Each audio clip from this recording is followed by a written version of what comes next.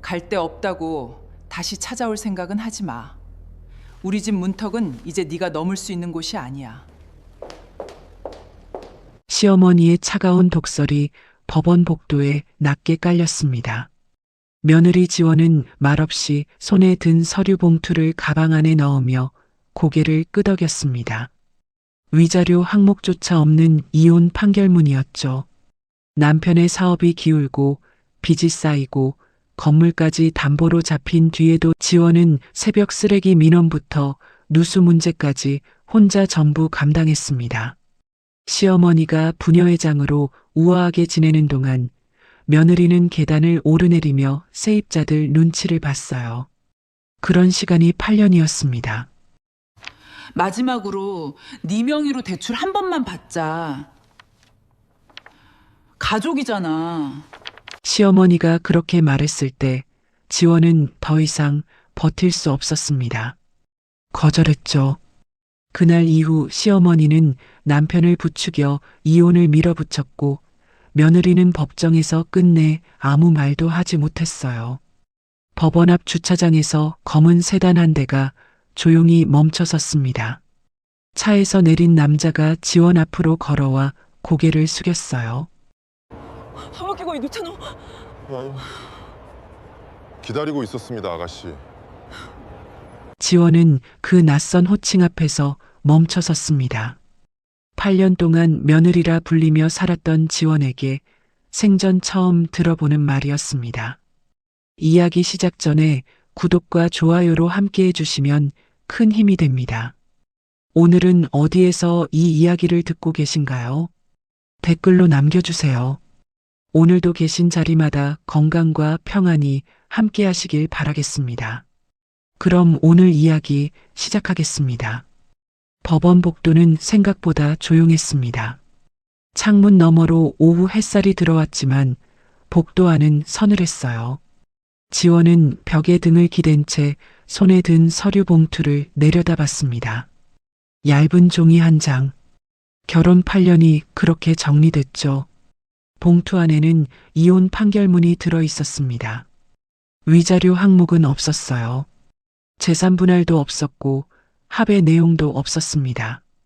순애가 민호를 부추겨 일방적으로 밀어붙인 이혼이었죠. 지원은 법정에서 끝내 아무 말도 하지 못했어요. 변호사를 구할 돈도 없었고 무엇을 어떻게 주장해야 할지도 몰랐습니다. 민호는 법정 안에서 처음부터 끝까지 고개를 들지 않았습니다. 판사가 물어도 고개만 끄덕였고 지원을 쳐다보지도 않았어요. 순애는 법정 밖 복도에서 팔짱을 낀 채 냉정한 표정으로 서 있었죠. 지원이 법정 문을 나섰을 때 순애는 눈도 마주치지 않았습니다. 복도 끝에서 순애가 먼저 움직였어요. 이제 끝났으니 각자 갈 길 가자. 민호는 여전히 고개를 숙인 채 아무 대답도 하지 않았습니다. 지원은 서류 봉투를 가방 안에 넣고 천천히 복도를 걸었어요. 구두 소리가 복도에 울렸습니다. 순애는 뒤따라오며 낮게 말했죠. 갈 데 없다고 다시 찾아올 생각은 하지 마. 우리 집 문턱은 이제 내가 넘을 수 있는 곳이 아니야. 지원은 걸음을 멈추지 않았습니다. 고개도 돌리지 않았어요. 순애의 목소리는 차갑고 단단했죠. 지원은 그 목소리를 8년 동안 들어왔습니다. 민원이 들어올 때마다, 건물에 문제가 생길 때마다, 돈이 부족할 때마다 들었던 목소리였어요. 법원 앞 계단까지 나왔을 때 지원은 잠시 멈춰 섰습니다. 손에 든 건 낡은 핸드백 하나뿐이었어요. 시댁에서 나올 때 챙긴 게 그것뿐이었죠. 옷도 몇 벌 없었고 돈도 없었습니다. 통장은 이미 비어 있었어요. 계단 아래로 사람들이 오가고 있었습니다. 지원은 그 모습을 가만히 바라봤어요. 어디로 가야 할지 몰랐습니다. 친척은 없었고 친구도 오래전에 끊겼죠. 시댁일에 매달리며 지내다 보니 사람들과도 멀어졌습니다. 민호의 사업이 기울기 시작한 건 3년 전이었습니다. 순애는 그때부터 상가 건물을 담보로 대출을 받기 시작했어요. 아들에게 돈을 쏟아부었지만 상황은 나아지지 않았죠. 오히려 빚만 늘어났습니다. 그 시간 동안 지원은 건물 관리를 혼자 감당했어요. 세입자 민원이 들어오면 지원이 달려갔고 새벽 쓰레기 문제가 생기면 지원이 처리했습니다.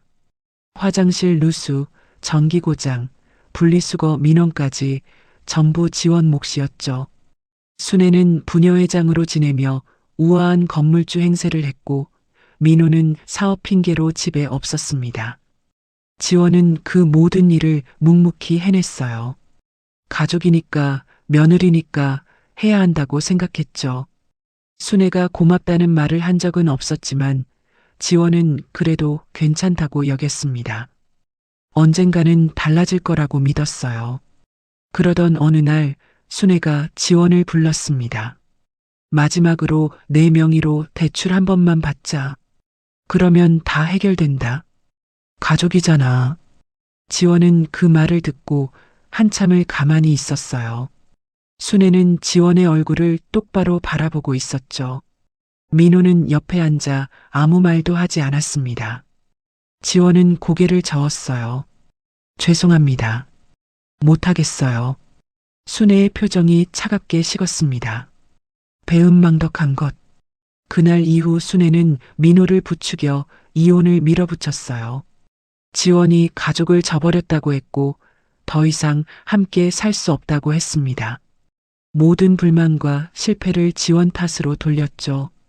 민호는 끝까지 침묵했어요. 가족이라는 이름 뒤에 제 잘못을 슬그머니 숨기는 건 참으로 비겁하고도 익숙한 방식인 법입니다. 지원은 법원 앞 계단에 서서 그 시간들을 떠올렸습니다. 8년이 지나고 남은 건 낡은 핸드백 하나였어요. 위자료도 없었고 재산 분할도 없었습니다. 지원은 가방 손잡이를 천천히 쥐었죠. 그때 법원 주차장 쪽에서 엔진 소리가 들렸습니다. 검은 고급 세단 한 대가 조용히 멈춰 섰어요. 차체는 반짝였고 번호판은 깨끗했습니다. 지원은 무심코 그쪽을 바라봤죠. 순애와 민호도 그제야 고개를 들었어요. 차 문이 열리고 단정한 정장 차림의 남자가 내렸습니다. 50대로 보였고 자세는 곧았어요. 남자는 곧장 지원 앞으로 걸어왔습니다. 순애와 민호를 지나치며 눈길 한 번 주지 않았죠. 남자는 지원 앞에서 멈춰 서더니 공손히 허리를 숙였습니다. 기다리고 있었습니다, 아가씨. 지원은 그 말을 듣고 멈춰 섰어요. 아가씨라는 호칭, 생전 처음 들어보는 말이었습니다. 시댁에서는 늘 이름만 불렀고 순애는 너 또는 며느리라고만 했죠. 남자는 차 문을 열며 다시 말했습니다. 이제 저희가 모시겠습니다. 지원은 남자의 얼굴을 바라봤어요. 남자의 표정은 정중했고 눈빛은 진지했습니다. 농담처럼 보이지 않았어요. 순애의 얼굴이 굳었습니다. 민호는 입을 벌렸다가 다시 닫았어요. 지원은 남자를 한참 바라보다 천천히 고개를 끄덕였습니다. 남자는 지원이 차에 오를 수 있도록 손을 내밀었죠. 지원은 남자를 바라봤어요. 낯선 얼굴이었습니다. 누구세요? 지원의 목소리는 작았어요. 최태진은 고개를 숙였습니다. 저희 회장님께서 지원 씨를 기다리고 있었습니다. 회장님? 지원은 뒤를 돌아봤어요. 순애는 여전히 그 자리에 서 있었습니다. 입이 다물어진 채로요. 강 회장님께서 모시라고 하셨습니다. 시간이 없습니다. 최태진이 차 문을 더 크게 열었어요.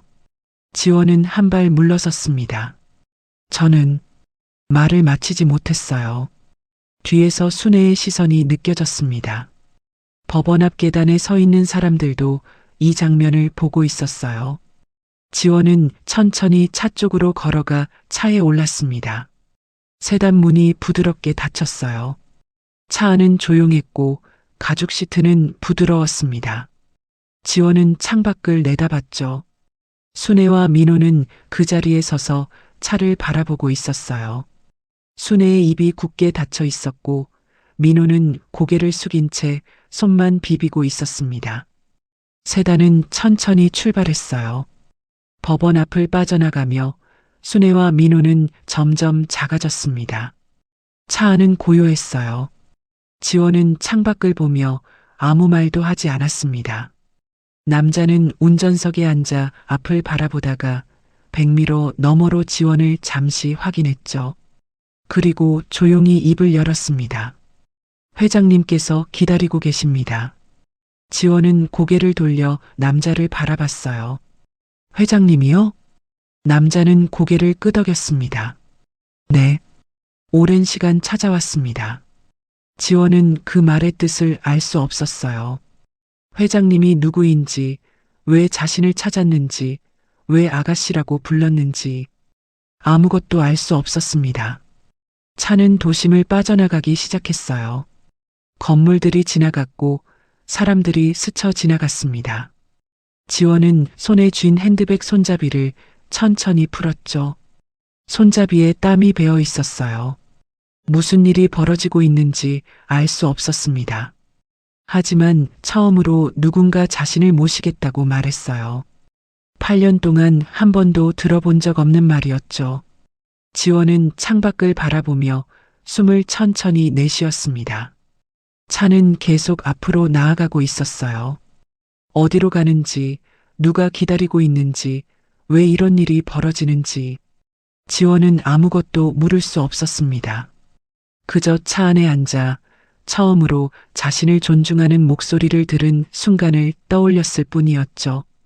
긴 세월 꾹꾹 눌러온 숨이 이제야 조금씩 트이는 모양입니다.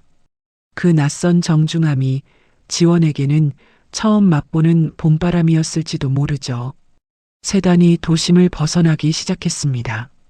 건물 숲이 점점 낮아지더니 어느새 한적한 주택가로 접어들었어요. 지원은 창밖을 보며 손을 무릎 위에 가지런히 놓았습니다. 손바닥이 땀에 젖어 있었죠. 차는 높은 담장 앞에서 멈췄어요. 철문이 천천히 열렸고 세단은 조용히 안으로 들어갔습니다. 담장 너머로 잘 다듬어진 정원이 보였어요. 나무들은 가지런했고 잔디는 깨끗했습니다. 지원은 그 모습을 가만히 바라봤죠. 저택은 생각보다 조용했습니다. 웅장하지 않았지만 단정했어요. 차가 현관 앞에 멈추자 최태진이 먼저 내려 지원의 차 문을 열었습니다. 이쪽으로 오시면 됩니다. 지원은 차에서 내렸어요. 다리에 힘이 들어가지 않았습니다. 현관까지 몇 걸음이었지만 그 거리가 멀게 느껴졌죠. 최태진은 지원보다 한 걸음 앞서 걸으며 문을 열었어요. 저택 안은 따뜻했습니다. 복도는 넓었고 조명은 은은했어요. 지원은 최태진을 따라 복도를 걸었습니다. 구두 소리가 바닥에 울렸죠. 최태진은 서재 앞에서 멈춰 섰어요. 잠시만 기다려 주십시오. 최태진이 문을 두드리고 안으로 들어갔습니다. 지원은 복도에 홀로 남았어요. 손을 꼭 쥐었다 폈다를 반복했습니다. 무슨 일이 벌어질지 알 수 없었죠. 잠시 뒤 문이 열렸습니다. 최태진이 고개를 끄덕이며 지원을 안으로 안내했어요.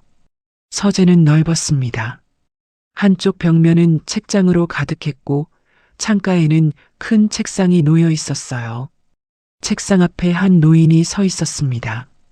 70대로 보였지만 자세는 고닫고 눈빛은 또렷했어요. 강 회장은 지원이 들어서자 천천히 일어섰습니다. 앉으시죠. 목소리는 낮고 차분했어요. 지원은 조심스럽게 의자에 앉았습니다. 강 회장은 맞은편에 앉으며 지원을 한참 바라봤죠. 지원은 시선을 내렸어요. 시댁에서 늘 그랬듯 어른 앞에서는 고개를 들지 않는 게 습관이었습니다. 강 회장은 천천히 입을 열었습니다. 25년 전 일입니다. 지원은 고개를 들었어요.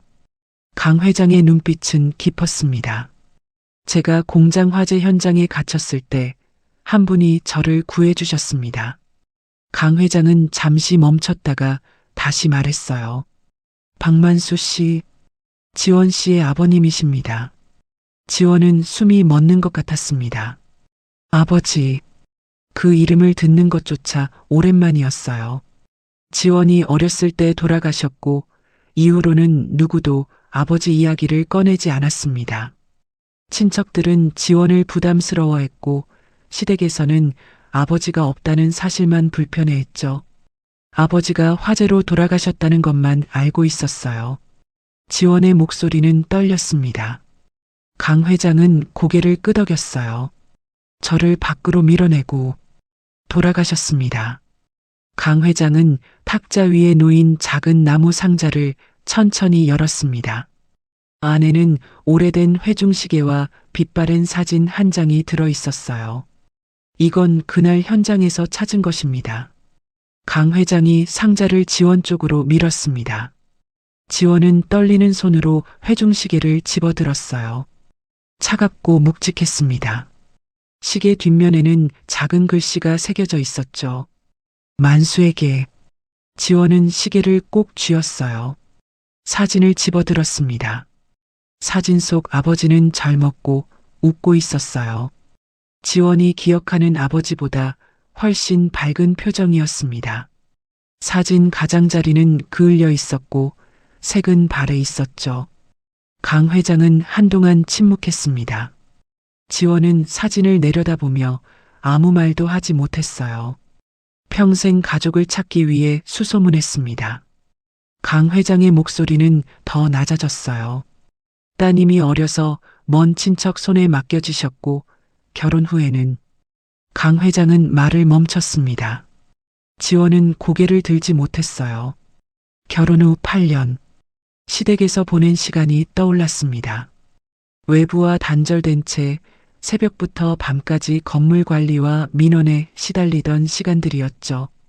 강 회장은 천천히 말을 이었습니다. 그 긴 시간을 그렇게 살게 만든 것 같아 미안했습니다. 지원은 고개를 들었어요. 강 회장은 지원을 똑바로 바라보고 있었습니다. 눈빛에는 진심이 담겨 있었어요. 누군가 자신의 삶을 안타깝게 바라봐주는 시선. 처음 마주하는 눈빛이었습니다.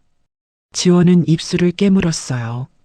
목이 메었지만 눈물은 참았습니다. 시댁에서 눈물을 보이면 안 된다고 배웠죠. 약한 모습을 보이면 더 무시당한다는 걸 알았습니다. 강 회장은 더 묻지 않았어요. 그저 지원이 회중시계를 쥔 손을 가만히 바라봤습니다. 오랜 시간 주인을 잃고 멈춰있던 시계가 이제야 비로소 다시 소리를 내는 듯합니다. 아버지가 남긴 마지막 온기가 지원의 손등 위로 툭 내려앉은 모양이네요. 한편 법원 앞 주차장에는 순애와 민호가 남아 있었습니다. 순애는 팔짱을 낀 채 세단이 사라진 방향을 노려보고 있었어요. 민호는 바닥을 내려다보다 무언가를 발견했습니다. 명함 한 장이었어요. 바람에 날아가 주차장 바닥에 떨어진 것이었죠. 민호는 명함을 주워 들었습니다. 흰 바탕에 간결한 글씨가 적혀 있었어요. 한강그룹 비서실 실장 최태진. 민호는 명함을 뒤집어 봤습니다. 회사 주소와 연락처가 적혀 있었죠. 민호의 손이 떨렸어요. 엄마, 이거. 순애가 명함을 빼앗아 봤습니다. 얼굴이 굳어졌어요. 한강그룹? 뭔 소리야? 민호는 주머니에서 스마트폰을 꺼냈습니다. 손가락이 떨려 검색창에 글자를 제대로 입력하기 어려웠어요. 한강그룹 검색 결과가 떴습니다. 강지훈 회장. 건설업과 유통업을 거느린 중견기업 회장. 민호는 화면을 스크롤하며 기사들을 읽었어요. 순애도 옆에서 화면을 들여다봤습니다. 엄마, 지원이가 이런 사람이랑 연결되어 있었어? 민호의 목소리는 떨렸습니다. 순애는 명함을 구겼어요. 배은망덕한 것이 뒤에 뭔가 숨기고 있던 게 있었나 보네. 민호는 다른 생각을 하고 있었습니다. 지원을 다시 붙잡으면 어떻게 될까? 건물 문제도 해결되고 대출 문제도 어떻게든 풀릴 수 있지 않을까? 민호는 입술을 깨물었어요. 순애는 민호의 표정을 봤습니다. 아들이 무슨 생각을 하는지 알 수 있었죠. 쓸데없는 생각하지 마. 저런 게 뭐가 대수야? 순애의 목소리는 차갑게 가라앉았어요. 민호는 고개를 숙였습니다. 사람은 참 어리석어서 제 손을 떠나간 것이 뒤늦게 귀해 보일 때 비로소 고개를 숙이는 법이죠. 그날 저녁 상가 건물 입구에는 쓰레기 더미가 쌓여 있었습니다. 분리수거가 제대로 되지 않아 수거 업체가 가져가지 않은 것이었어요. 비닐봉지가 찢어져 악취가 났고 음식물 쓰레기에서 물이 새어나와 바닥이 질척했습니다. 세입자 몇 명이 건물 앞에 모여 서 있었어요. 한 여자가 코를 막으며 말했습니다. 관리는 누가 하는 거예요? 옆에 있던 남자가 고개를 저었어요. 며느리가 하던 거 아니었어? 맨날 새벽부터 여기 쓸고 닦고 했잖아. 다른 여자가 끼어들었습니다. 그럼 이제 누가 해요? 이대로 두면 장사 못해요. 민호는 건물 앞을 서성이고 있었어요. 세입자들이 자신을 쳐다보는 게 느껴졌지만 민호는 휴대폰만 만지작거렸습니다. 무슨 말을 해야 할지 몰랐죠. 세입자 한 명이 민호 쪽으로 걸어왔습니다. 사장님, 이거 언제 치워주실 건가요? 민호는 고개를 들지 못했어요. 죄송합니다. 내일 처리하겠습니다.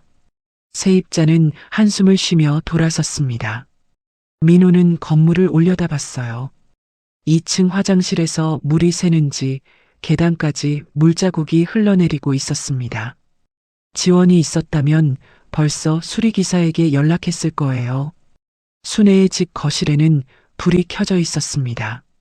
커튼은 굳게 닫혀 있었어요.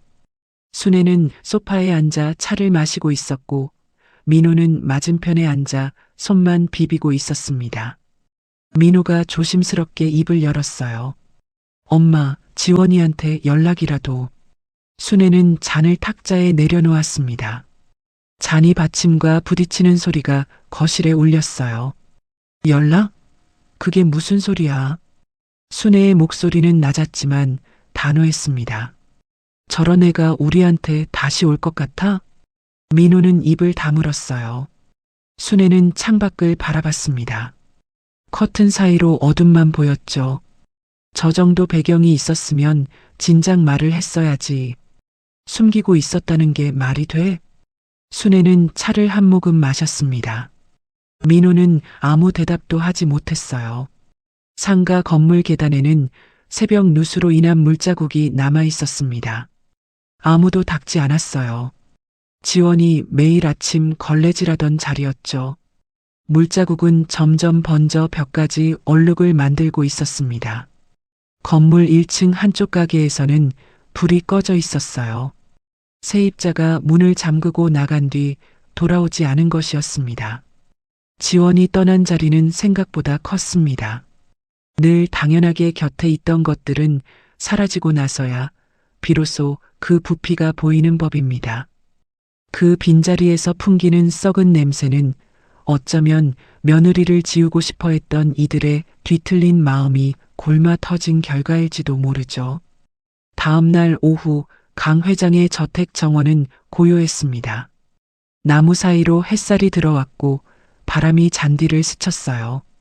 지원은 정원 벤치에 앉아 있었습니다. 손에는 따뜻한 차가 담긴 잔이 들려 있었죠. 강 회장이 맞은편에 앉으며 조심스럽게 입을 열었습니다. 지원 씨가 편하게 지낼 수 있도록 주거와 생활비를 준비하겠습니다. 지원은 찻잔을 천천히 내려놓았어요. 받침에 닿는 소리가 작게 울렸습니다.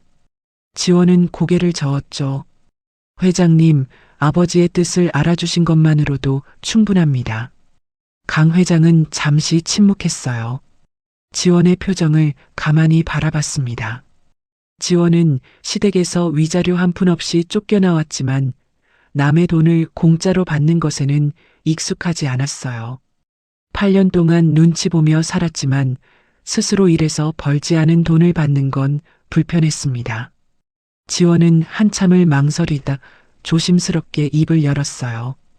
작은 반찬 가게 하나 하고 싶은데 그 정도만 도와주실 수 있을까요? 강 회장의 눈빛이 부드러워졌습니다. 처음으로 미소를 지으며 고개를 끄덕였어요. 알겠습니다. 지원은 고개를 숙였습니다. 가슴이 따뜻해졌어요. 누군가 자신의 말을 존중하며 들어주는 게 낯설었죠. 오랜 시간 고개 숙이는 법만 배우며 살았으니 갑자기 찾아온 다정함이 오히려 낯설고 어색한 모양입니다. 이튿날 지원은 시장 골목을 천천히 걸었습니다. 최태진이 차로 시장 입구까지 데려다 줬지만 지원은 혼자 둘러보고 싶다고 말했어요. 시장은 오후라 한산했습니다. 가게 주인들이 문 앞을 쓸고 상자를 정리하고 있었어요. 지원은 빈 가게 자리 몇 곳을 천천히 둘러봤습니다. 첫 번째 가게는 너무 컸어요. 두 번째는 위치가 안쪽이라 사람들 눈에 잘 띄지 않을 것 같았죠. 세 번째 가게 앞에서 지원은 멈춰 섰습니다. 크기가 적당했어요. 혼자 감당할 수 있을 것 같았습니다. 지원은 유리창 너머로 내부를 들여다봤어요. 텅 비어 있었지만 깨끗했습니다. 지원은 가게 문 손잡이를 천천히 만져봤죠. 그때 뒤에서 목소리가 들렸습니다. 저기 부녀회장 며느리 아니야? 지원은 몸을 굳혔어요. 고개를 돌리지 않았습니다. 목소리는 계속 이어졌죠. 맞는 것 같은데. 이혼했다며? 지원은 손을 내렸습니다. 가게 문에서 천천히 물러섰어요. 사람들의 시선이 느껴졌습니다. 지원은 고개를 숙인 채 걸음을 옮겼죠. 동네 슈퍼 앞에는 사람들이 모여 있었습니다. 순애가 그 한가운데 서 있었어요. 팔짱을 낀 채 사람들에게 말하고 있었죠. 우리 집 사정 어려워지니까 이제 와서 발 빼는 거예요. 한 여자가 고개를 끄덕이며 물었습니다. 그래도 가족인데. 순애는 한숨을 쉬었어요. 법원 앞에 고급 세단 타고 나타나더니 처음부터 숨기는 게 많은 애였던 거죠. 옆에 있던 다른 여자가 맞장구 쳤습니다. 보통 집안은 아니었나 보네요. 순애는 고개를 끄덕였어요. 목소리를 낮춰 말했습니다. 그동안 우리를 속인 거나 마찬가지예요. 저 정도 배경이 있으면서 왜 진작 말을 안 했겠어요. 사람들은 웅성거렸습니다. 순애는 슈퍼 안으로 들어가며 어깨를 으쓱했어요. 사람들은 그 자리에 남아 수군거렸죠. 소문은 빠르게 퍼졌습니다. 지원이 시장을 지날 때마다 사람들이 수군거렸어요. 그렇게 큰 배경이 있으면서 왜 숨기고 살았대? 시댁에서 고생한 것도 다 연극 아니었을까? 지원은 저택에서 나와 시장에 갈 때마다 사람들의 시선을 느꼈습니다. 골목을 지날 때 대화가 멈췄고 지원이 지나가면 뒤에서 목소리가 다시 들렸어요. 고개를 들기가 점점 더 어려워졌습니다. 상가 건물 계단에는 악취가 진동했습니다. 분리수거가 제대로 되지 않은 쓰레기가 며칠째 그대로였어요. 비닐봉지가 찢어져 음식물이 흘러나왔고 파리가 모여들었습니다. 세입자 몇 명이 계단 입구에 모여 서 있었어요. 한 남자가 코를 막으며 말했습니다. 이게 며칠째예요? 여자가 고개를 저었어요. 건물주는 뭐 하는 거예요? 이래서 장사가 돼요? 다른 세입자가 끼어들었습니다. 전에는 이러지 않았잖아요. 한 남자가 말했어요. 며느리가 다 관리하던 거 아니었어요? 그 사람 나간 뒤로 엉망이 됐잖아요. 세입자들은 한숨을 쉬며 가게로 돌아갔습니다. 계단에는 악취만 남았어요. 민호는 건물 관리실에 앉아 있었습니다. 책상 위에는 서류가 쌓여 있었어요. 관리비 정산 내역, 민원 처리 기록, 수리업체 연락처, 전부 지원의 필체로 빼곡하게 적혀 있었습니다. 민호는 한 장 한 장 천천히 넘겼어요. 2019년 8월 2층 화장실 누수. 2020년 3월 계단 조명 교체. 2021년 6월 쓰레기 수거 업체 변경. 매달 빼곡하게 기록되어 있었습니다. 지원이 얼마나 많은 일을 혼자 감당해 왔는지 이제야 보였어요. 곁에 있을 때는 공기처럼 당연하던 것이 사라지고 나서야 비로소 그 무게가 느껴지는 법입니다. 민호의 손끝에 남은 서류들은 그동안 지원이 삼켜온 세월의 흔적이기도 했겠지요. 휴대폰이 울렸습니다. 세입자에게서 온 문자였어요. 누수 언제 고치실 건가요? 벌써 일주일째입니다. 민호는 휴대폰을 내려놓고 관리실 창문 너머로 건물 입구를 바라봤습니다. 쓰레기 더미 옆을 지나가는 사람들이 눈살을 찌푸렸어요. 민호는 휴대폰을 다시 들었습니다. 지원의 번호를 찾았죠. 손가락이 화면 위에서 멈췄어요. 민호는 휴대폰을 천천히 내려놓았습니다. 연락할 용기가 나지 않았어요. 저택으로 돌아온 지원은 정원 벤치에 앉아 있었습니다. 해가 기울고 있었어요. 그림자가 길게 늘어났습니다. 지원은 손을 무릎 위에 놓고 내려다봤죠. 시장에서 느낀 시선들이 아직도 남아 있었어요. 부녀회장 며느리 이혼했다며 숨기는 게 많은 애. 그 말들이 귓가에 맴돌았습니다. 강 회장의 배려 속에서도 사람들 앞에서 고개를 들기가 어려웠어요.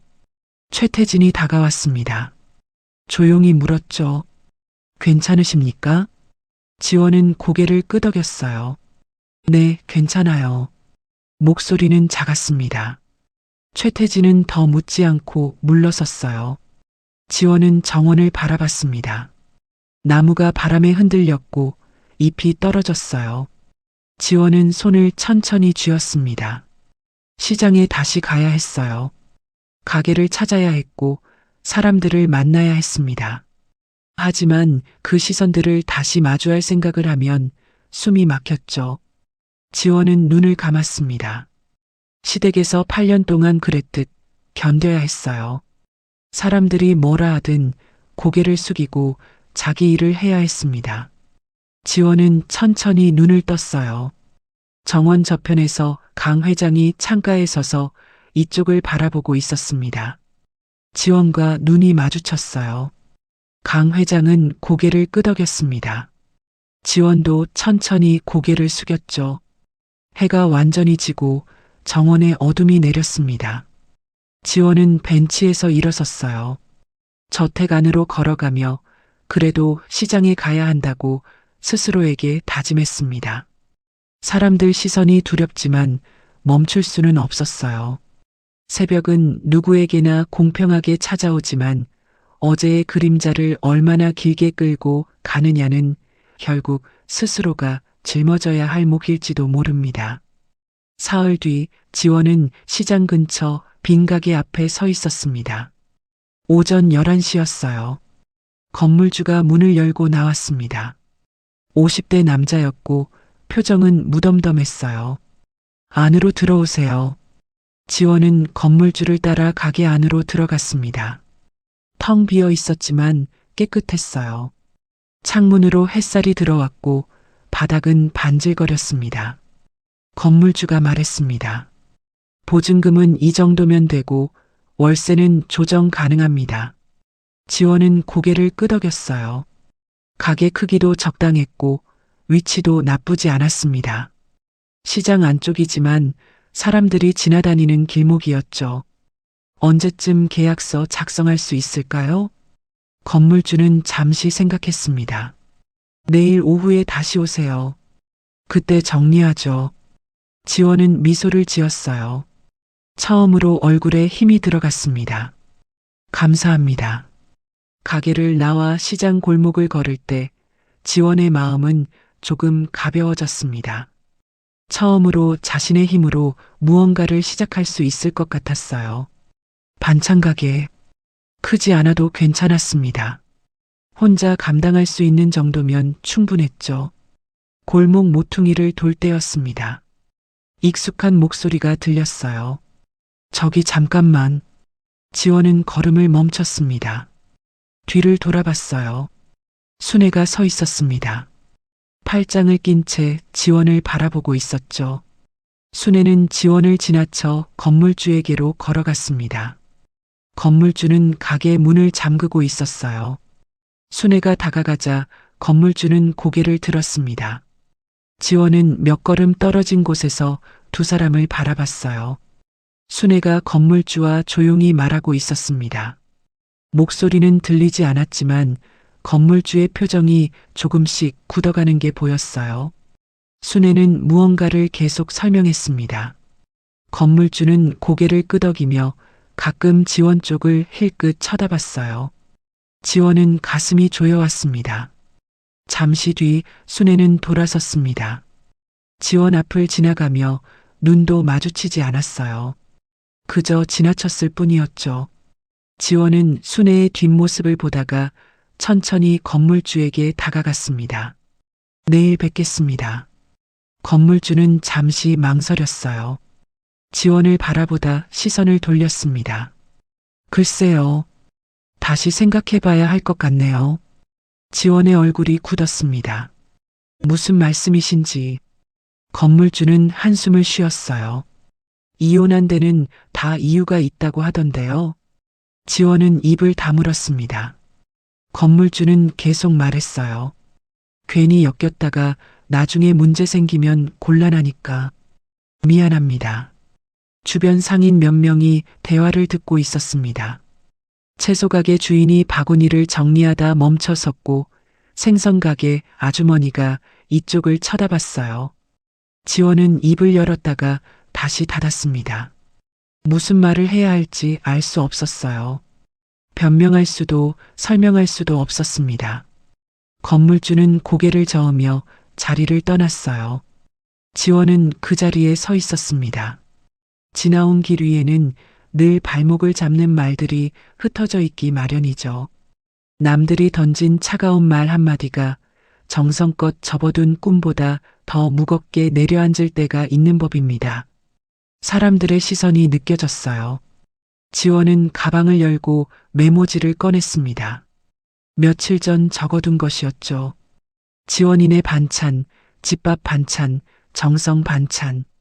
가게 이름 후보들이 빼곡하게 적혀 있었어요. 지원은 메모지를 천천히 접었습니다. 한 번, 두 번, 세 번. 작은 네모가 되었어요. 지원은 그걸 가방 안에 넣고 골목을 빠져나갔습니다. 뒤에서 속삭이는 소리가 들렸지만 돌아보지 않았어요. 저택으로 돌아왔을 때는 오후였습니다. 거실 소파에 앉아 한참을 가만히 있었어요. 강 회장이 들어왔습니다. 조용히 물었죠. 반찬 가게 준비는 잘 되어 갑니까? 지원은 잠시 망설였습니다. 고개를 끄덕였어요. 네, 잘 되고 있습니다. 거짓말이었습니다. 시댁에서 8년 동안 눈치 보며 살아온 습관은 쉽게 사라지지 않았어요. 도와주겠다는 사람에게조차 자신의 실패를 털어놓는 일이 부담스러웠습니다. 강 회장은 지원의 표정을 잠시 바라보다 더 묻지 않았어요. 지원은 소파에 앉아 손을 내려다봤습니다. 손끝이 차가웠어요. 그날 저녁 상가 건물 입구에는 세입자 몇 명이 모여 서 있었습니다. 쓰레기 더미는 여전했고 계단에는 누수 자국이 번지고 있었어요. 한 남자가 큰 소리로 말했습니다. 더는 못 버티겠어요. 이번 달까지만 하고 나갈 겁니다. 옆에 있던 여자도 고개를 끄덕였어요. 저도 다른 자리 알아보고 있어요. 이렇게 관리 안 되는 건물에서 장사 못해요. 다른 세입자가 끼어들었습니다. 손님들이 악취 때문에 안 와요. 이거 심각한 거예요. 민호는 계단 위에서 그 모습을 지켜보고 있었어요. 세입자들의 목소리가 점점 커졌습니다. 민호는 휴대폰을 꺼냈어요. 지원의 번호를 찾았습니다. 손가락이 화면 위에서 멈췄어요. 민호는 한참을 그 자리에 서 있다가 휴대폰을 주머니에 넣었습니다. 통화 버튼을 끝내 누르지 못했어요. 손가락 하나 까딱하면 닿을 거리에 있는데도 지나간 시간은 그렇게 선을 긋고 다시는 넘을 수 없게 만드는 것 같네요. 세입자들은 하나둘 가게로 돌아갔습니다. 민호는 계단에 주저앉았어요. 관리실 문은 잠겨 있었고 쓰레기 더미에서는 악취가 났습니다. 민호는 두 손으로 얼굴을 감쌌죠. 순애의 집 안방에서는 불이 꺼지지 않았습니다. 순애는 침대에 앉아 통장을 펼쳐보고 있었어요. 월세 입금 내역을 손가락으로 따라가며 확인했습니다. 지난달보다 2건이 줄어 있었어요. 세입자 2곳이 이미 빠져나간 것이었죠. 순애는 통장을 덮고 거실로 나갔습니다. 청소 비용을 들여서 관리를 제대로 하면 세입자들을 붙잡을 수 있을 것 같았어요. 하지만 건물 대출금도 밀렸고 은행 독촉이 끊이지 않았습니다. 청소인을 고용할 형편이 아니었어요. 민호가 소파에 앉아 TV를 보고 있었어요. 순애는 리모컨을 빼앗아 TV를 껐습니다. 너 때문에 이렇게 된 거야. 민호는 고개를 숙였어요. 순애는 목소리를 높였습니다. 내가 제대로 붙잡았어야지. 지금 건물이 어떻게 되는지 알아? 민호는 작게 대꾸했습니다. 엄마가 이혼하라고 했잖아. 순애의 얼굴이 굳었어요. 그래도 내가 좀 더 잘했으면 이렇게까지 안 됐어. 애초에 내가 사업을 제대로 했으면 이런 일도 없었을 거 아니야. 민호는 아무 대꾸도 하지 않았습니다. 순애는 한숨을 쉬며 방으로 들어갔어요. 문을 닫는 소리가 거실에 울렸습니다. 민호는 혼자 소파에 앉아 있었어요. TV는 꺼져 있었고 거실은 조용했습니다.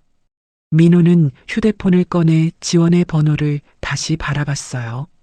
이름 위에 손가락을 올렸다가 내렸습니다. 저택 정원에서 지원은 벤치에 앉아 있었습니다. 밤이었어요. 정원 조명이 나무를 비추고 있었죠. 지원은 주머니에서 접힌 메모지를 꺼냈습니다. 천천히 펼쳤어요. 지원인의 반찬, 집밥 반찬, 정성 반찬. 가게 이름들이 보였습니다. 지원은 메모지를 다시 접었어요. 최태진이 다가왔습니다. 조용히 물었죠.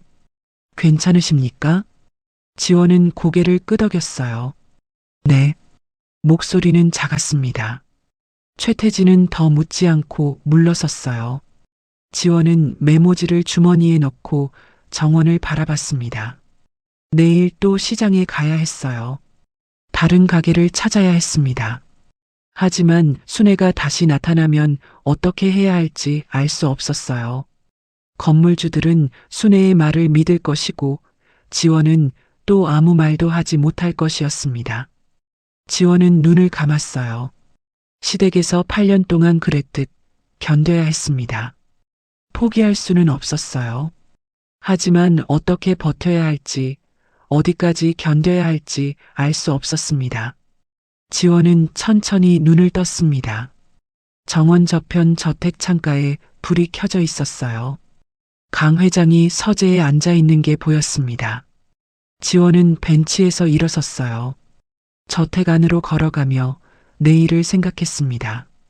다시 시작해야 했어요. 다른 가게를 찾고 다른 건물주를 만나고 또다시 시도해야 했습니다.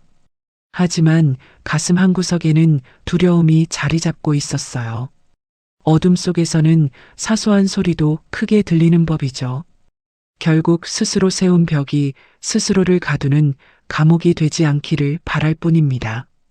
상가 건물 계단에는 악취가 진동했습니다.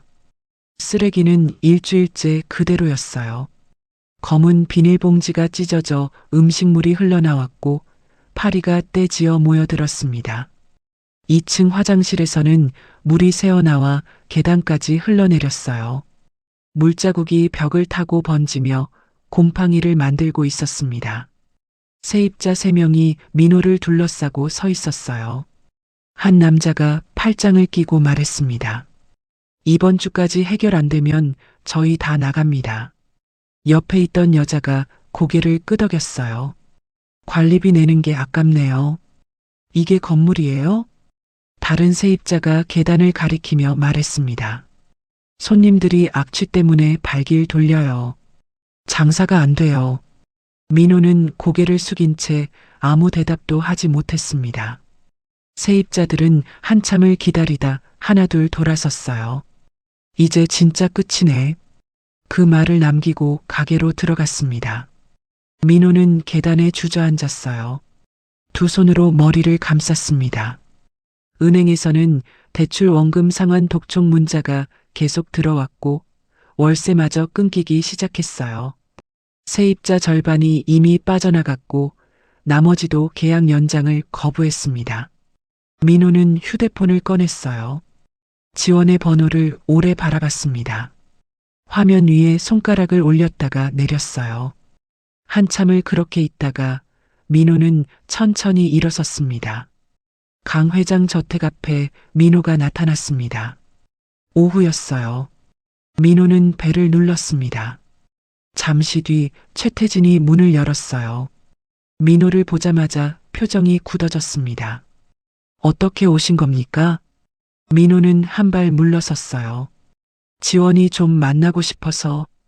최태진은 문 앞을 막아섰습니다.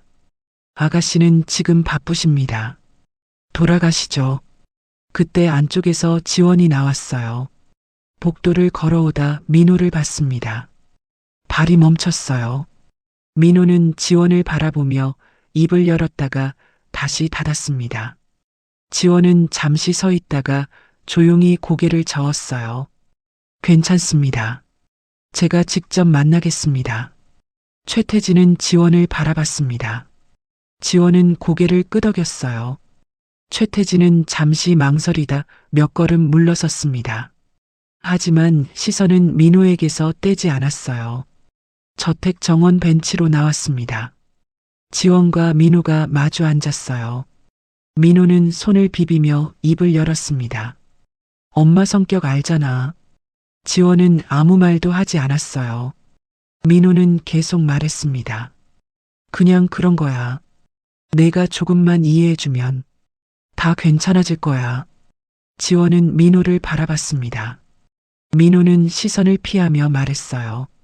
그리고 회장님께만 잘 말씀드리면 대출 문제도 어떻게든 해결할 수 있지 않겠어? 지원의 손이 무릎 위에서 천천히 쥐어졌어요. 내가 부탁하면 들어주실 거 아니야? 상대에게서 무엇을 빼앗을 수 있을지만 고민하는 사람은 결국 그 사람의 마음이 이미 떠나 있다는 사실조차 끝내 읽어내지 못하는 법이죠. 민호는 더 급하게 말했습니다. 엄마도 많이 후회하고 있어. 내가 돌아오면 다 괜찮아질 거야. 건물도 살리고 우리도. 지원이 조용히 물었어요. 우리? 민호는 고개를 끄덕였습니다. 응, 우린 가족이잖아. 지원은 한참을 민호를 바라봤어요. 민호의 말 속에는 지원이라는 사람이 없었습니다. 건물, 대출, 엄마, 회장님. 지원은 그저 상황을 해결해 줄 수단이었어요. 가족이라 믿었던 시간 동안 자신은 늘 가장 먼저 희생하고 가장 마지막까지 이용당했습니다. 그 사실이 이제야 선명하게 보였어요. 민호가 손을 뻗었습니다. 지원아, 제발. 지원은 그 손을 조용히 밀어냈어요. 안 가요. 잡으려 할 땐 악착같이 뿌리치던 사람이 이제야 제자리로 돌아가려 하니 뒤늦게 아쉬운 모양입니다. 이미 닫힌 문을 두드리는 손은 결국 허공만 맴돌 뿐이죠. 민호의 얼굴이 굳었습니다. 뭐? 지원은 천천히 일어섰어요. 저는 더 이상 돌아가지 않아요. 민호도 일어섰습니다. 목소리를 높였어요. 그럼 건물은 어떻게 하라고? 내가 좀 도와줘야 되는 거 아니야? 지원은 민호를 똑바로 바라봤습니다. 그건 당신 일이에요. 민호는 입을 벌렸다가 다시 닫았어요. 지원은 계속 말했습니다. 그리고 회장님께 부탁도 하지 않을 겁니다. 지원은 돌아섰어요. 저택 안으로 걸어갔습니다. 민호는 그 자리에 서서 지원이 사라지는 뒷모습만 바라봤어요. 손을 뻗었다가 내렸습니다. 최태진이 다가왔어요. 민호를 바라보며 조용히 말했습니다. 돌아가시죠. 민호는 고개를 숙였어요. 현관 쪽으로 걸어갔습니다. 최태진이 뒤따라가며 문을 열었어요. 민호는 문을 나서다 멈춰 섰습니다. 지원이한테 미안하다고 전해주세요. 최태진은 아무 대답도 하지 않았습니다.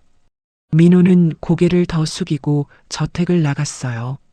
저택 복도를 걷던 지원은 창가에 멈춰 섰습니다. 밖에서 민호가 저택을 나서고 있었어요. 최태진이 민호를 배웅하며 무언가 말하고 있었지만 민호는 고개를 숙인 채 걸어갔습니다. 지원은 창문에 이마를 기댔어요. 손은 여전히 떨리고 있었습니다. 가슴도 두근거렸어요. 하지만 마음은 조금씩 가라앉고 있었습니다. 지원은 눈을 감았어요. 민호의 목소리가 떠올랐습니다. 우린 가족이잖아. 가족. 그 말이 이제는 낯설었어요. 8년 동안 가족이라는 이름으로 견뎠지만 지원은 늘 가장 뒤에 있었습니다. 가장 먼저 참아야 했고 가장 마지막에 버려졌어요. 가족이라는 울타리가 누군가에겐 든든한 바람막이가 될 때 누군가에겐 그저 제 몸을 깎아먹어야 하는 좁은 우리였을지도 모릅니다. 지원은 천천히 눈을 떴습니다. 더는 누구에게도 자신의 삶을 맡기지 않겠다고 처음으로 스스로에게 다짐했어요. 정원 저편에서 강 회장이 서재 창가에 서 있었습니다. 지원과 눈이 마주쳤어요. 강 회장은 고개를 끄덕였습니다. 묻지 않는 배려였어요. 지원도 천천히 고개를 숙였습니다. 지원은 창가에서 물러나 복도를 걸었어요. 손은 떨렸지만 발걸음은 흔들리지 않았습니다. 거실로 들어가 소파에 앉았어요. 탁자 위에는 시장에서 가져온 전단지가 놓여 있었습니다. 빈 가게 자리 목록이었어요. 지원은 전단지를 천천히 집어들었습니다. 며칠 전 계약이 무산됐던 일이 떠올랐지만 멈출 수는 없었어요. 지원은 전단지를 다시 내려놓고 창밖을 바라봤습니다. 정원에는 바람이 불고 있었어요. 나무가 흔들렸고 잎이 떨어졌습니다. 내일 또 시작해야 했어요. 다른 가게를 찾고 다른 건물주를 만나야 했습니다. 순애가 또 나타날 수도 있었고 사람들이 또 수군거릴 수도 있었어요.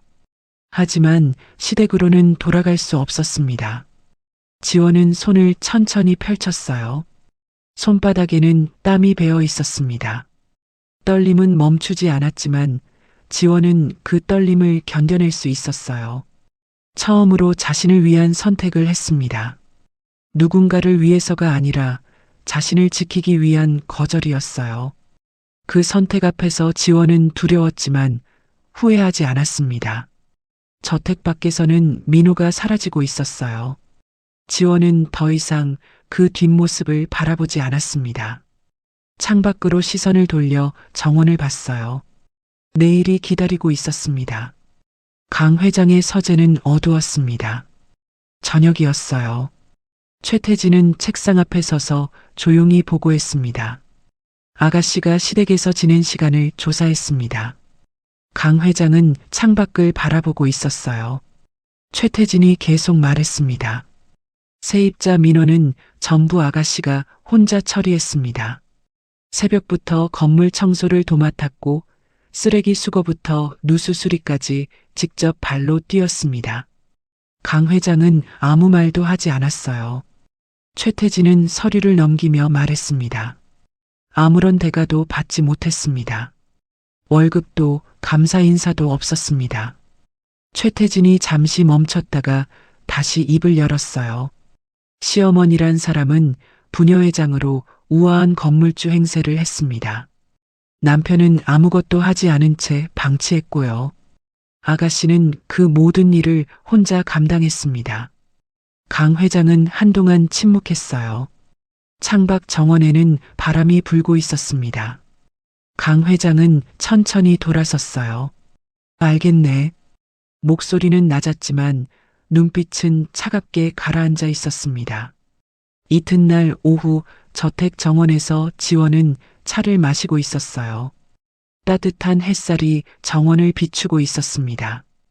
강 회장이 맞은편에 앉았어요. 잠시 조용히 지원을 바라보다 조심스럽게 물었습니다. 그동안 정말 그렇게 지내셨습니까?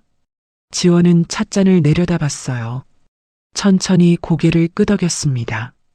네. 대답은 짧았어요. 더 길게 설명할 필요를 느끼지 못했습니다. 그게 전부였으니까요. 강 회장의 눈빛이 더 차갑게 식었습니다. 그들이 한 일에 대한 대가를 치르게 하겠습니다. 지원은 찻잔을 들다 손을 멈췄어요. 강 회장은 계속 말했습니다. 제대로 법적 책임을 묻겠습니다. 그들이 지원 씨에게 한 일을 결코 가볍게 넘기지 않겠습니다. 오랫동안 골마 터진 상처는 덮어둔다고 낫는 법이 아니죠. 때로는 모질게 도려내야만 새살이 돋을 자리가 생기는 법이니까요. 지원은 고개를 들어 강 회장을 바라봤어요. 그리고 조용히 고개를 저었습니다. 회장님, 됐습니다. 강 회장이 멈췄어요. 지원을 바라봤습니다. 됐다니요? 지원은 찻잔을 천천히 내려놓았어요. 처음으로 또렷하게 말했습니다. 더 이상 그 사람들과 엮이고 싶지 않아요. 강 회장은 아무 말도 하지 않았어요. 지원은 계속 말했습니다. 제 삶을 되찾는 것으로 충분합니다. 그걸로 충분해요. 강 회장은 한참을 지원을 바라봤습니다. 지원의 눈빛은 흔들리지 않았어요. 강 회장은 천천히 고개를 끄덕였습니다. 알겠습니다. 지원 씨가 원하는 대로 하겠습니다. 강 회장은 잠시 멈칫했어요. 다시 입을 열었습니다. 이제는 더 이상 누구 눈치도 보지 마십시오. 지원은 강 회장을 바라봤어요. 강 회장은 부드럽게 말했습니다. 지원 씨 자신을 위해 살아보십시오. 누구에게 이를 증명할 필요도 없고 허락을 구할 필요도 없습니다. 지원은 그 말을 듣고 찻잔을 천천히 내려다봤습니다. 누군가에게 이를 증명하거나 허락을 구하지 않아도 된다는 말. 처음 듣는 말이었어요. 오랫동안 남의 기준에 맞춰 살던 사람은 문득 허락 없이 숨을 쉬는 것만으로도 새로운 생을 시작하는 기분이 들기 마련인가 봅니다. 감사합니다. 지원의 목소리는 작았지만 또렷했습니다. 그날 저녁 지원은 저택 창가에 서서 오래 밖을 바라봤어요. 정원에는 석양이 지고 있었습니다. 시댁에서의 시간들이 하나씩 떠올랐어요. 새벽 청소, 세입자 민원, 끊임없는 눈치, 감사 인사 한 번 들어보지 못한 시간들. 자신은 늘 가장 먼저 참고 가장 마지막까지 버려졌습니다. 지원은 창문에 손을 댔어요. 차가웠습니다. 하지만 이제는 달랐어요. 더 이상 돌아갈 곳이 아니었고 돌아가야 할 이유도 없었습니다. 상가 건물 계단은 더 심각해졌어요. 악취는 2층까지 올라왔고 누수로 인한 곰팡이가 벽을 타고 번지기 시작했습니다. 가게 5곳이 이미 비었어요. 나머지도 계약 연장을 거부했습니다. 한 세입자가 민호에게 소리쳤어요. 이게 건물이에요? 이래서 장사가 돼요? 민호는 고개를 숙인 채 아무 대꾸도 하지 못했습니다. 세입자는 열쇠를 던지며 돌아섰어요. 다음 달에 나갈 겁니다. 보증금은 바로 처리해 주세요. 민호는 계단에 주저앉았어요. 쓰레기 더미 옆이었습니다. 악취가 코를 찔렀지만 일어설 힘이 없었어요. 순애의 집에는 은행 독촉장이 쌓여 있었습니다. 순애는 그것들을 탁자 위에 내던졌어요. 민호를 노려보며 소리쳤습니다. 건물의 세입자가 몇 명이나 남았는지 알아? 월세가 반으로 줄었어. 반으로. 민호는 소파에 앉아 고개를 숙였어요. 엄마가 이혼하라고 했잖아. 순애는 입을 다물었습니다. 할 말이 없었어요. 둘 사이에 침묵만 흘렀습니다. 며칠 뒤 지원은 혼자 시장 골목을 천천히 걸었어요. 오후였습니다. 예전에 계약하려던 가게 자리는 이미 다른 사람이 들어와 있었어요. 지원은 그 앞을 지나쳐 더 안쪽으로 들어갔습니다. 작은 빈 가게 몇 곳이 보였어요. 너무 크지 않은 곳, 혼자 감당할 수 있는 크기였습니다. 지원은 한 가게 앞에 멈춰 섰어요. 안을 들여다봤습니다. 창문은 깨끗했고 바닥은 좁았지만 잘 닦여 있었어요. 지원은 가게 문 손잡이를 천천히 잡았습니다. 당겨봤어요. 문은 잠겨 있었습니다. 하지만 지원은 한참을 그 자리에 서 있었어요. 손잡이를 놓지 않았습니다. 이번에는 누구를 위해서가 아니었어요. 순애의 허락도 민호의 동의도 필요 없었습니다. 처음으로 자기 힘으로 살아갈 자리를 직접 찾고 있었어요. 지원은 문 손잡이에서 손을 떼고 가게 창문을 다시 봤습니다. 안쪽에는 작은 주방이 보였어요. 싱크대와 가스레인지가 있었고 벽에는 선반이 달려 있었습니다. 건물주 연락처가 적혀 있었습니다. 지원은 천천히 휴대폰을 꺼내 번호를 눌렀어요. 연결음이 울렸습니다. 여보세요. 지원은 잠시 망설이다 입을 열었어요. 안녕하세요. 가게 임대 문의로 연락드렸습니다. 목소리는 떨렸지만 멈추지 않았습니다. 계약 상담 가능할까요? 전화 너머로 잠시 침묵이 흘렀어요. 그리고 대답이 들렸습니다. 내일 오후 2시에 그 자리에서 만나시죠. 지원은 가슴이 두근거렸어요. 고개를 끄덕였습니다. 네, 감사합니다. 전화를 끊고 지원은 휴대폰을 천천히 내렸어요. 가게 창문을 다시 바라봤습니다. 내일 이 자리에서 누군가를 만나고 계약에 대해 이야기할 것이었어요. 순애가 나타날 수도 있었고 또 방해받을 수도 있었습니다. 하지만 이번에는 달랐어요. 멈추지 않을 것이었습니다. 지원은 가게 앞을 천천히 떠났어요. 시장 골목을 걸어 나왔습니다. 햇살이 지원의 어깨를 비쳤어요. 저택으로 돌아오는 길, 지원은 창밖을 바라봤습니다. 거리는 평범했어요. 사람들이 걷고 차들이 지나가고 가게들이 문을 열고 있었습니다. 지원도 저 안에 들어갈 것이었어요. 가게를 열고 손님을 맞고 자기 힘으로 살아갈 것이었습니다. 저택에 도착했을 때 최태진이 현관에서 기다리고 있었어요. 지원을 보자 고개를 숙였습니다. 회장님께서 찾으십니다. 지원은 고개를 끄덕이고 서재로 향했어요. 문을 두드렸습니다. 들어오세요. 강 회장은 창가에 서 있었어요. 지원이 들어오자 돌아섰습니다. 시장에 다녀오셨습니까? 지원은 고개를 끄덕였어요. 네. 내일 가게 계약 상담이 있습니다. 강 회장은 미소를 지었습니다. 잘 되었네요. 지원도 작게 미소 지었어요. 처음으로 자기 선택을 인정받는 순간이었습니다. 길고 긴 어둠을 지나고 나서야 비로소 내딛는 첫 발자국은 어느 때보다 선명하고 단단하게 찍히는 법이죠. 상가 건물 앞 광장에는 사람들이 모여 있었습니다. 오후였어요. 세입자 대여섯 명이 건물 입구 앞에 서서 목소리를 높이고 있었어요. 더는 못 버티겠습니다. 한 남자가 소리쳤습니다. 악취 때문에 손님이 안 와요. 장사가 안 돼요. 옆에 있던 여자가 팔짱을 끼며 말했어요. 누수는 언제 고칠 건데요? 벌써 한 달째예요. 민호는 계단 위에 서서 고개를 숙였습니다. 조금만 기다려주세요. 곧 해결하겠습니다. 세입자들은 코웃음을 쳤어요. 매번 그 소리만 하잖아요. 동네 사람들도 하나둘 모여들기 시작했습니다. 구경하듯 서서 수군거렸어요. 건물이 완전히 망가졌네. 예전에는 이렇지 않았는데. 한 남자가 말했습니다. 며느리 있을 때는 깨끗했잖아. 그 사람 나간 뒤로 이 꼴 났어.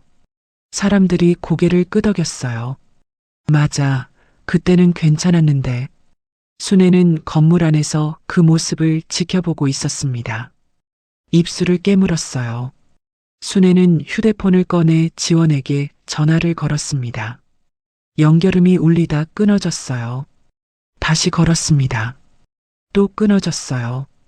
세 번째에 지원이 받았습니다. 여보세요. 순애는 낮게 말했어요. 건물에 좀 와봐. 사람들이 난리야. 지원은 잠시 침묵했습니다. 전화 너머로 숨소리만 들렸어요. 그 건물에는 지원의 8년이 묻어 있었습니다. 새벽부터 밤까지 지켜낸 공간이었으니까요. 지원이 조용히 대답했습니다. 알겠습니다. 전화가 끊어졌어요. 순애는 휴대폰을 내렸습니다. 1시간 뒤 검은 세단이 건물 앞에 멈춰 섰어요. 사람들의 시선이 차로 쏠렸습니다. 차 문이 열렸어요. 지원이 내렸습니다. 광장에 있던 사람들의 시선이 한꺼번에 지원에게 쏠렸어요. 지원은 천천히 걸어왔습니다. 순애는 건물 입구에서 나왔어요. 민호도 뒤따라 나왔습니다. 순애는 사람들 앞에서 지원을 마주했어요. 순애의 목소리가 부드러워졌습니다. 지원아, 세입자들이 다 나가려고 해. 지원은 아무 말도 하지 않았어요. 순애는 계속 말했습니다. 내가 돌아와서 관리만 해주면 돼. 제발 다시 돌아와줘. 민호도 고개를 숙이며 말했어요. 지원아, 미안했어. 살려줘. 제발. 세입자 중 한 명이 비웃듯 말했습니다. 그동안 저 며느리 하나 붙잡고 건물 굴린 거였어요? 다른 세입자가 맞장구 쳤어요. 건물주는 뭐했고 며느리가 혼자 다 한 거네. 사람들의 수군거림이 커졌습니다. 그러게. 무료 노동력이었던 거지. 며느리 없으니까 건물이 이 모양이잖아. 사람들 시선이 순애와 민호에게 쏠렸어요. 순애의 얼굴이 굳었습니다. 민호는 고개를 더 숙였어요. 순애는 다시 지원을 바라보며 말했습니다. 지원아, 사람들 보는 데서 이러지 말고. 목소리에 떨림이 섞였어요. 순애는 지원의 팔을 잡으려 했습니다. 지원은 한 발 물러섰어요. 지원은 처음으로 사람들 시선을 피하지 않았습니다. 순애를 똑바로 바라봤어요. 그리고 천천히 또렷하게 말했습니다. 됐습니다. 순애의 얼굴이 더 굳어졌어요. 지원은 계속 말했습니다. 아닙니다. 안 갑니다. 광장이 조용해졌습니다. 사람들이 지원을 바라봤어요. 순애가 한 발 다가서며 속삭였습니다. 사람들 앞에서 나한테 망신을 주려고? 지원은 물러서지 않았어요. 제가 드릴 말씀은 없습니다. 민호가 지원의 팔을 붙잡으려 했습니다. 지원아, 제발. 지원은 민호의 손을 조용히 떼어냈어요. 이 손 놓으세요. 민호의 손이 공중에 멈췄습니다.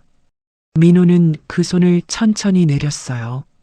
잡으려 할 땐 악착같이 뿌리치던 사람이 이제야 제자리로 돌아가려 하니 뒤늦게 아쉬운 모양입니다. 이미 닫힌 문을 두드리는 손은 결국 허공만 맴돌 뿐이죠. 세입자들 사이에서 누군가 말했습니다. 이제 확실해졌네. 며느리 없으면 건물 못 굴린다는 거. 사람들이 웅성거렸어요. 부녀회장이라면서 건물 하나 제대로 못 관리하네. 며느리한테만 떠넘기고 본인은 뭐 했대. 순애는 사람들을 돌아봤습니다. 억지로 웃으려 했지만 얼굴 근육이 굳어 있었어요. 평생 부녀회장으로 군림하던 체면이 사람들 앞에서 무너지고 있었습니다. 지원은 돌아섰어요. 세단 쪽으로 걸었습니다. 순애가 뒤에서 소리쳤습니다. 지원아. 지원은 멈추지 않았어요. 발걸음은 흔들리지 않았습니다. 민호는 그 자리에 서서 지원이 차에 오르는 모습만 바라봤어요. 세단 문이 닫혔습니다. 차는 천천히 출발했어요. 사람들은 그 모습을 지켜봤습니다. 건물 앞 광장에는 사람들만 남았어요. 순애는 사람들 시선 속에서 고개를 들지 못했습니다. 평생 쌓아온 동네 권력과 평판이 한순간에 무너졌어요. 남의 고열을 짜내어 올린 성벽은 한번 금이 가기 시작하면 손 쓸 새도 없이 허물어지는 법입니다. 한 세입자가 순애에게 다가갔습니다. 저희 다음 달에 나갈 겁니다. 보증금 정리 부탁드려요. 다른 세입자들도 고개를 끄덕이며 하나둘 돌아섰어요. 저도요. 저희도 나갈게요. 민호는 계단에 주저앉았습니다. 두 손으로 얼굴을 감쌌어요. 순애는 민호를 내려다보다 건물 안으로 들어갔습니다. 사람들은 천천히 흩어졌어요. 수군거림만 남았습니다. 결국 며느리한테 다 의지하고 살았던 거네. 저러고도 어떻게 부녀회장이었대. 그 말들이 순애의 귀에 들렸습니다. 순애는 건물 안계단에 서서 벽에 손을 짚었어요. 다리에 힘이 빠졌습니다. 민호는 계단에 앉은 채 움직이지 않았어요. 세입자들은 가게로 들어가며 말했습니다. 이제 진짜 나가야겠어. 그 말이 건물 앞에 울려 퍼졌습니다. 저택으로 돌아가는 차 안에서 지원은 창밖을 바라봤어요. 손은 떨리지 않았습니다. 가슴은 두근거렸지만 후회는 없었어요. 처음으로 사람들 앞에서 자신을 지켰습니다. 돌아가지 않겠다고, 더 이상 이용당하지 않겠다고 또렷하게 말했어요. 최태진이 백미러를 통해 지원을 봤습니다. 괜찮으십니까? 지원은 고개를 끄덕였어요. 네. 목소리는 조용했지만 확고했습니다. 차는 저택으로 향했어요. 지원은 창밖 풍경을 바라봤습니다. 거리는 평범했어요. 사람들이 걷고 가게들이 문을 열고 있었습니다. 지원도 저 안에 들어갈 것이었어요. 내일 시장에서 가게 상담을 할 것이고 자기 힘으로 살아갈 것이었습니다. 저택에 도착했을 때 강 회장이 현관에서 기다리고 있었어요. 지원이 차에서 내리자 강 회장이 조용히 물었습니다. 힘든 일이었죠? 지원은 잠시 망설이다 고개를 끄덕였어요. 하지만 필요한 일이었습니다. 강 회장은 미소를 지었습니다. 잘하셨습니다. 지원도 작게 미소 지었어요. 저택 안으로 들어갔습니다. 건물 앞 광장은 이제 텅 비어 있었어요. 쓰레기만 바람에 굴러다니고 있었습니다. 순애는 건물 안창가에 서서 그 모습을 바라봤어요. 민호는 여전히 계단에 앉아 있었습니다. 해가 지고 있었어요. 그림자가 길게 늘어났습니다. 건물은 조용했습니다.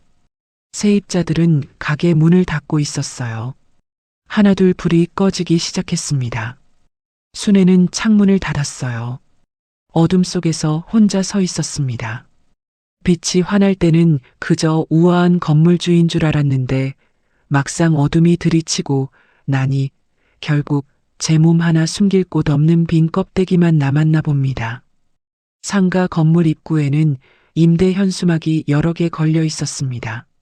세입자 절반 이상이 빠져나갔어요. 1층 절반은 텅 비어 있었습니다. 계단에는 여전히 악취가 났고 아무도 청소하지 않았어요. 쓰레기는 그대로 쌓여 있었습니다. 민호의 책상 위에는 은행 독촉장이 쌓여 있었어요. 빨간 글씨로 최종 통보라고 적혀 있었습니다. 한 달 뒤 은행 직원들이 건물 앞에 나타났어요. 서류를 들고 건물 내부를 확인했습니다. 카메라로 사진을 찍고 메모를 했어요. 순애는 그 모습을 멀리서 지켜봤습니다. 평생 붙들고 살던 상가 건물이 은행으로 넘어가는 순간이었어요. 부녀회장 자리는 이미 다른 사람에게 넘어갔습니다. 동네 사람들은 순애를 마주쳐도 먼저 인사하지 않았어요. 건물 밖 벤치에 순애와 민호가 앉아 있었습니다. 이제는 자신들의 것이 아닌 건물을 바라봤어요. 둘은 아무 말도 하지 않았습니다. 순애가 먼저 입을 열었어요. 내가 제대로 붙잡았어야지. 민호는 고개를 돌렸습니다. 엄마 때문이야. 순애는 입을 다물었어요. 민호는 일어서서 걸어갔습니다. 순애는 혼자 벤치에 남아 건물만 바라봤어요. 평생 남의 손으로 지은 집인 줄도 모르고 제 것인 양 떵떵거릴 때는 몰랐겠죠. 막상 제 몸 하나 기댈 곳이 사라지고 나서야 비로소 그 건물이 얼마나 차가운 돌덩이였는지 알게 된 모양입니다. 민호는 여기저기 사람들을 찾아다녔습니다. 도움을 구했어요. 하지만 소문은 이미 퍼진 뒤였습니다. 아내 하나 붙잡고 살던 사람이었대. 며느리 없으니까 건물도 날렸다던데. 사람들은 고개를 저으며 돌아섰어요. 민호는 빈손으로 돌아올 수밖에 없었습니다. 새벽 시장은 활기찼습니다. 지원은 천천히 재료를 둘러봤어요. 무, 배추, 고추. 손으로 하나하나 만져보며 신선한 것을 골랐습니다. 누가 시키지 않아도 자신이 만들고 싶은 반찬을 위한 재료였어요. 상인이 웃으며 말했습니다. 오늘은 무가 좋아요. 지원도 웃으며 고개를 끄덕였어요. 그럼 이거 주세요. 재료를 담은 장바구니는 무거웠지만 부담스럽지 않았습니다. 지원은 시장을 천천히 걸었어요. 서두르지 않았습니다. 지원의 작은 반찬 가게는 시장 골목 안쪽에 있었어요. 크지 않았지만 깨끗했고 따뜻했습니다. 간판에는 지원인의 반찬이라고 적혀 있었어요. 손님들은 하나둘 찾아왔습니다. 지원은 천천히 반찬을 담아주며 이야기를 나눴어요. 이 무생채 맛있어요. 감사합니다. 또 오세요. 더 이상 누군가의 눈치를 보며 허둥대지 않았습니다. 손님이 까다로워도 괜찮았어요. 지원은 웃으며 응대했습니다. 한 할머니가 들어왔어요. 반찬을 고르다 지원을 바라봤습니다. 언제 오픈한 거예요? 한 달 전이요. 잘 되네요. 이 동네에서 오래 하세요.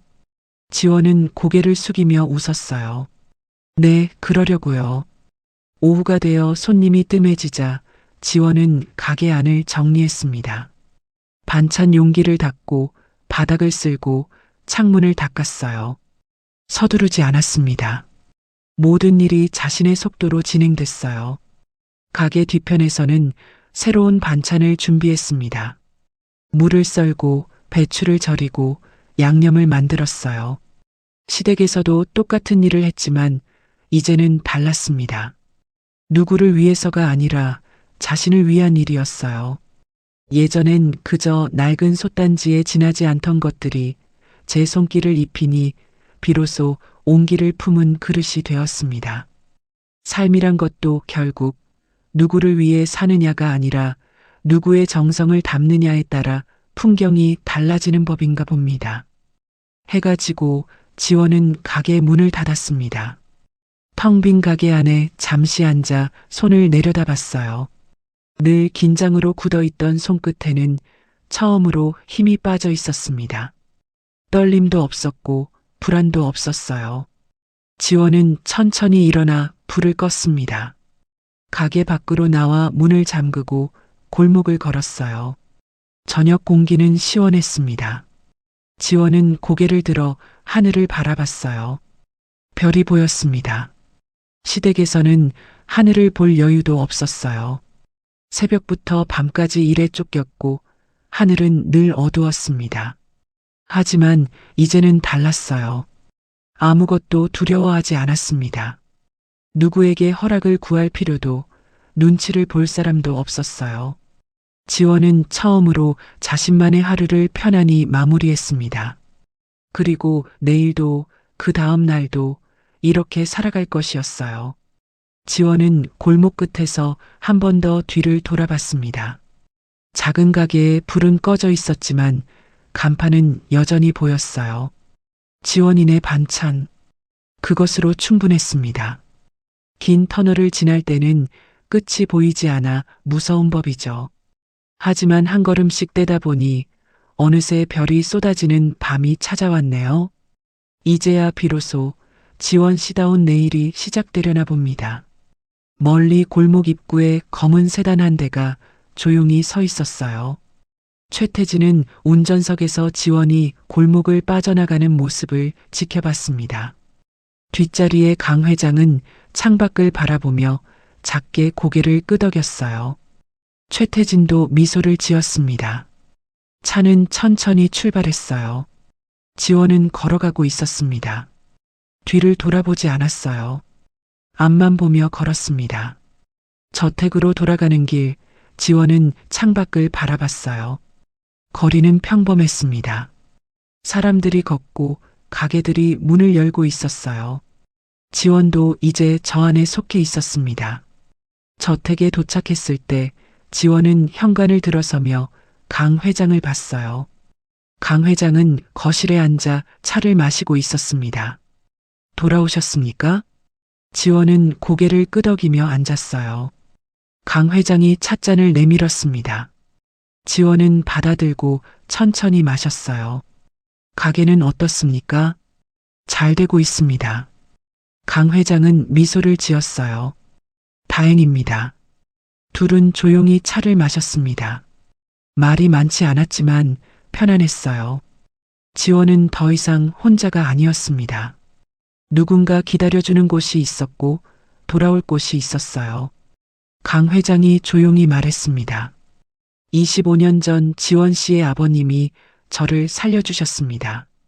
그 은혜를 지원 씨께 조금이나마 갚을 수 있어 다행입니다. 지원은 찻잔을 내려놓고 강 회장을 바라봤어요. 감사합니다. 강 회장은 고개를 저었습니다. 제가 감사해야죠. 지원은 작게 미소 지었어요.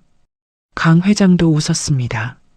저녁이 되어 저택 식당에서는 저녁 식사가 준비됐어요. 지원과 강 회장은 마주 앉았습니다. 최태진도 함께 자리했어요. 오늘 반찬이 맛있네요. 강 회장이 말했습니다.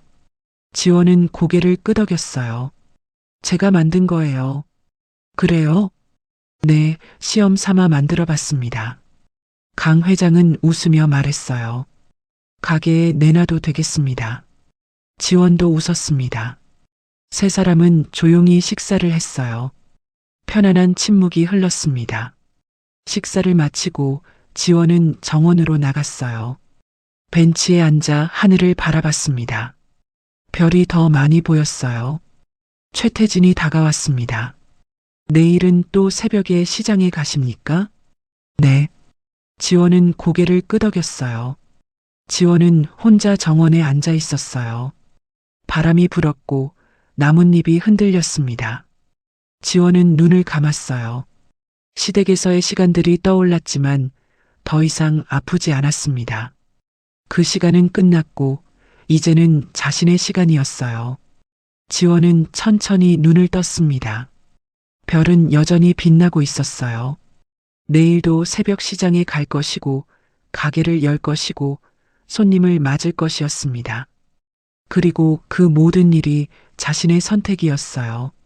누구도 지원을 함부로 대하지 않았고 지원도 더 이상 누구에게도 자신을 맡기지 않았습니다.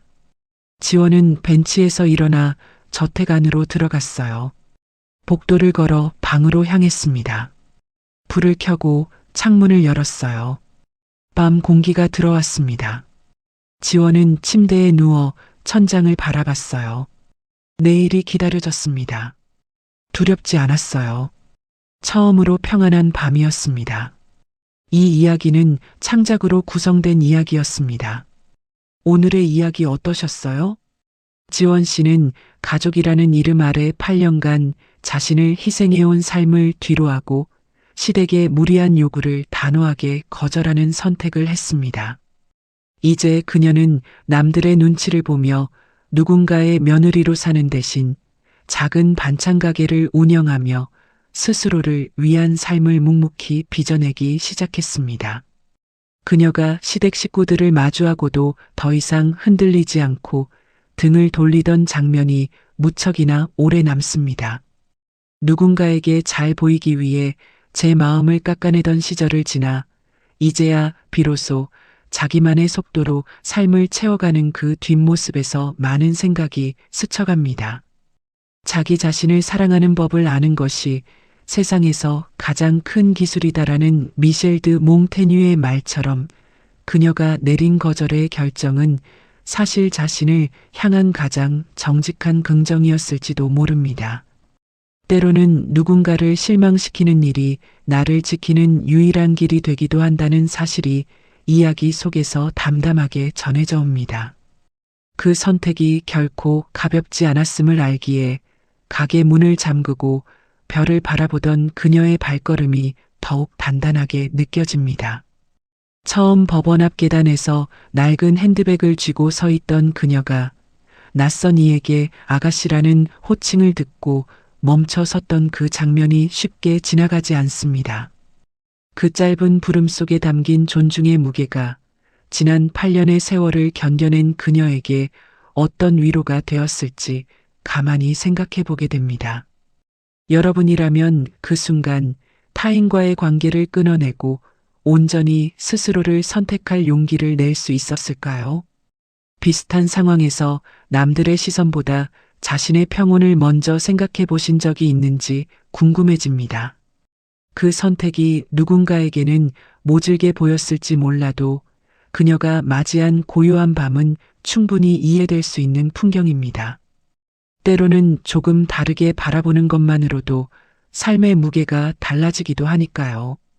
오늘 이야기가 잠시나마 여러분의 마음에 남는 시간이었으면 좋겠습니다.